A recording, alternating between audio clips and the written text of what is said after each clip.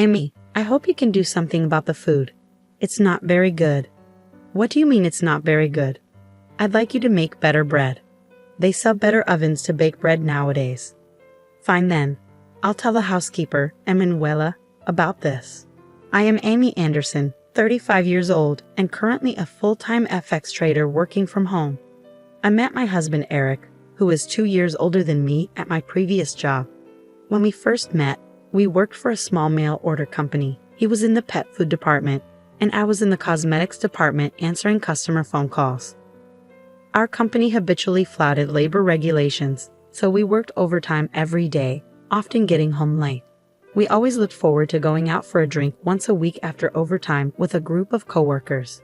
Despite our high salaries from overtime, we had little time to enjoy it, and our weekly outings were a welcome escape. I started dating Eric, who was part of that group, and we got married 3 years ago. I quit my job when we got married and stayed home for a while before looking for a job I could do from home. I came across FX trading, bought numerous books, gathered information online, and studied extensively before diving into it. It took time and effort to become profitable, but I eventually developed my own trading style and started earning consistently. I even bought a computer specifically for FX trading, opened a trading account, and practiced with demo trades and small amounts initially. However, my in-laws, Nicholas and Julia, who now live with us, don't understand my work. Nicholas retired last year, and they were living in municipal housing. Eric invited them to live with us in our 3-bedroom apartment, thinking it would be difficult for them to live on their pension alone. I pay the rent for the apartment, and ever since I started earning money through FX trading, I have covered all the living expenses. Dad, Mom, Amy will take care of the living expenses too, so feel free to do whatever you like, Eric assured them. Thank you, Amy. That is very kind of you, they responded gratefully. And that's how I started living with Eric's parents. I don't do any housework myself. My housekeeper, Emanuela, handles all the household chores, including cooking, which has been a great help. This arrangement allows me to focus on studying FX trading and blogging about how to make money with it. However, Nicholas and Julia are not pleased with this setup.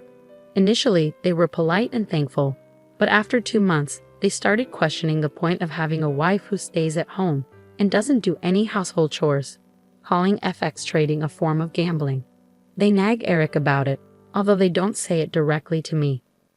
With Eric no longer paying rent or living expenses, he has become more flamboyant, always wearing custom-made suits, high-brand bags, and shoes.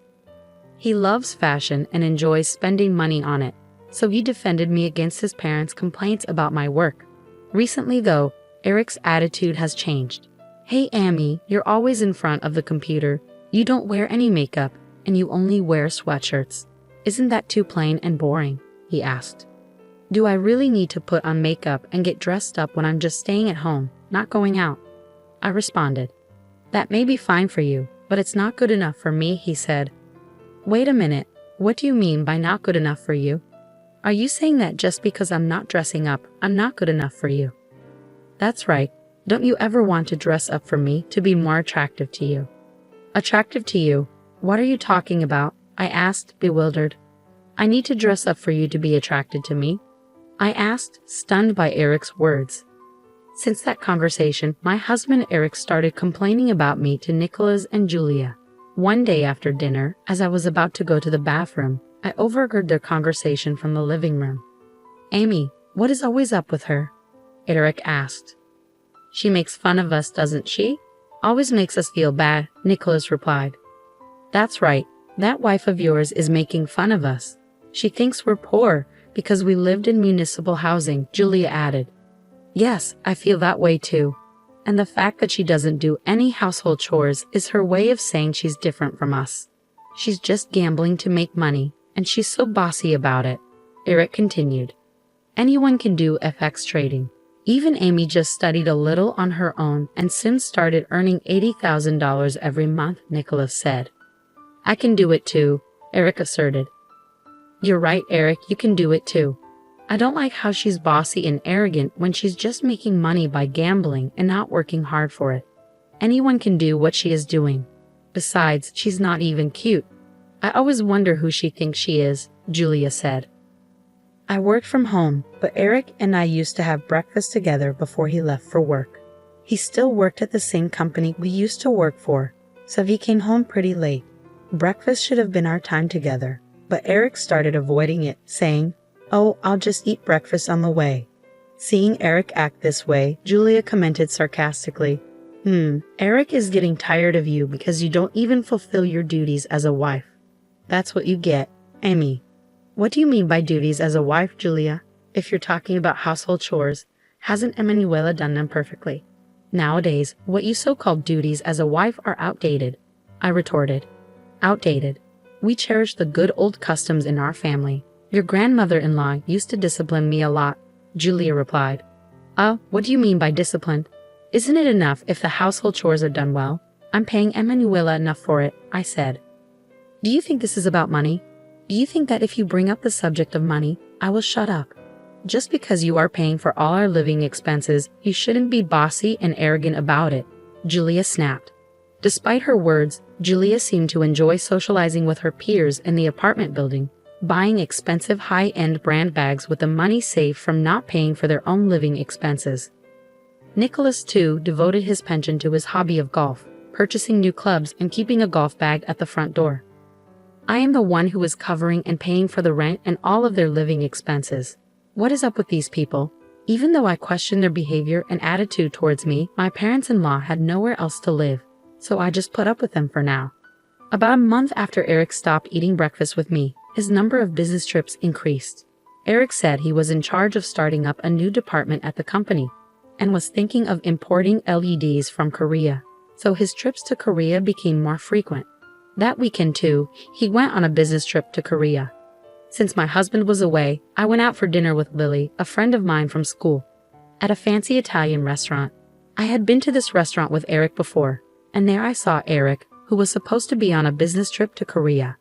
Lily and I were having lunch on the terrace, drinking wine and in a good mood when Lily said, "Hey Amy, isn't that your husband Eric?" When I turned around and looked inside the restaurant, I saw a woman and my husband leaving the restaurant. Oh wait, maybe I have mistaken. That is not Eric, right?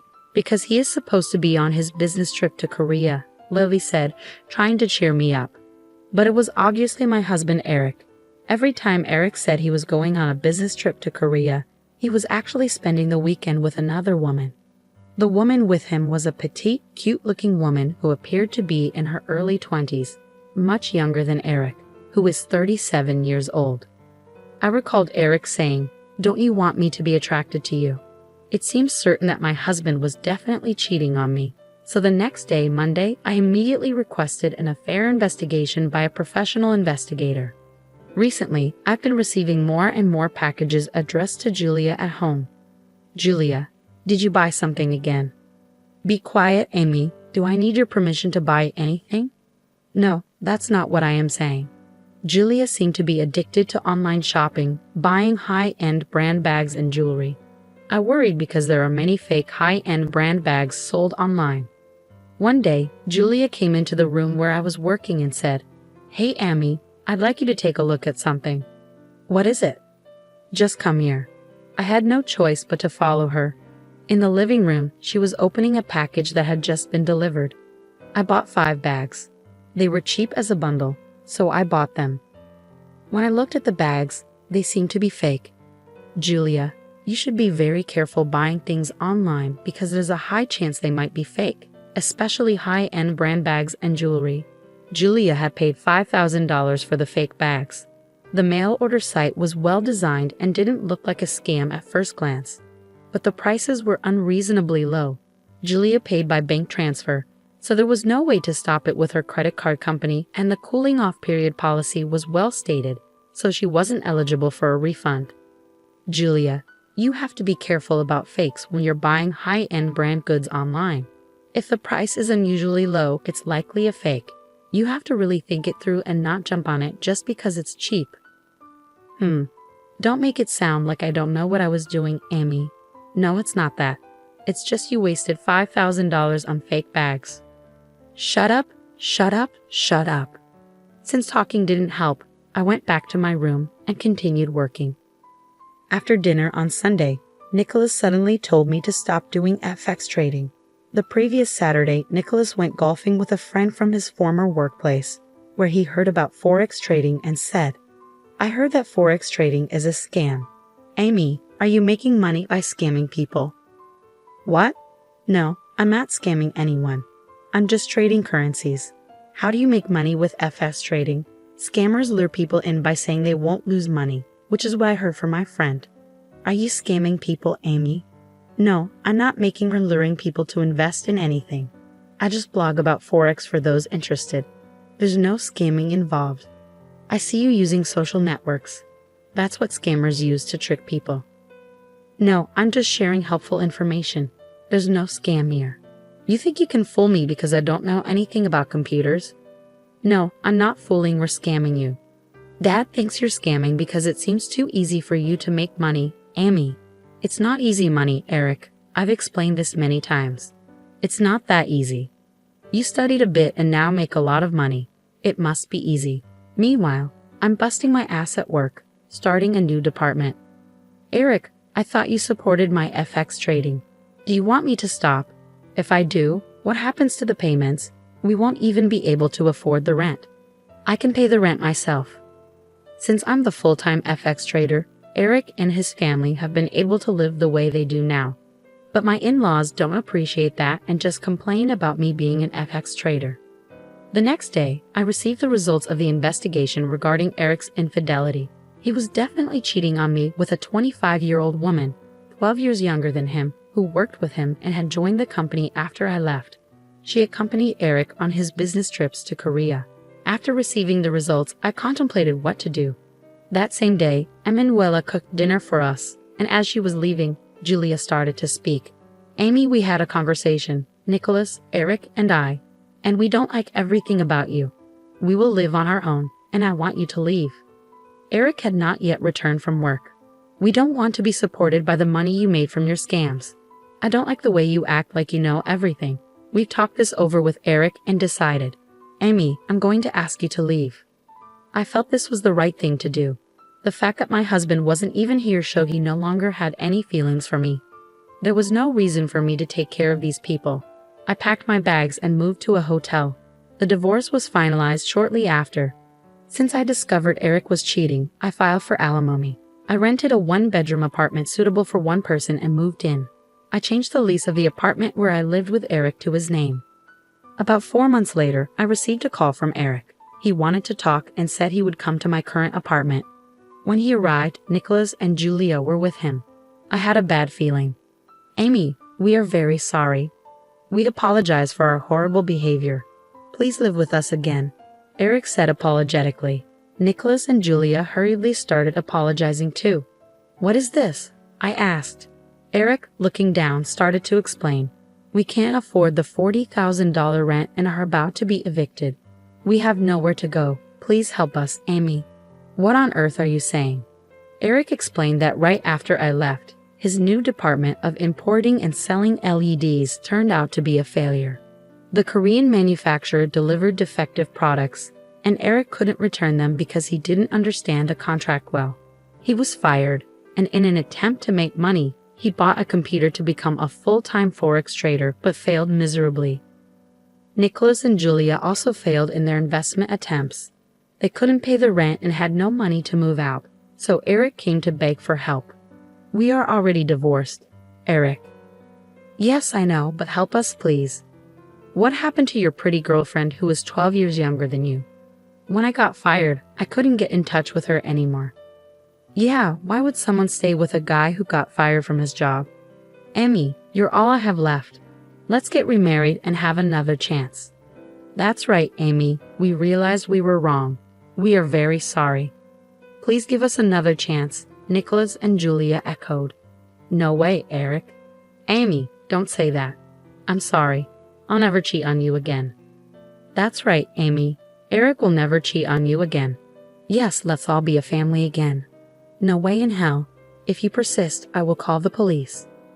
Eric and his parents tried to persuade me, but when I repeatedly threatened to call the police, they finally left. I couldn't believe them. My ex-husband called twice after that to ask me to get back together, but I refused. I don't know what happened to Eric, Nicholas, and Julia, nor do I care. After being home alone and working as a trader, I decided it was time to start dating again. When I told my friend Lily, she said she would introduce me to someone. I'm meeting Lily and her friend tomorrow. I am looking forward to it and my new beginning.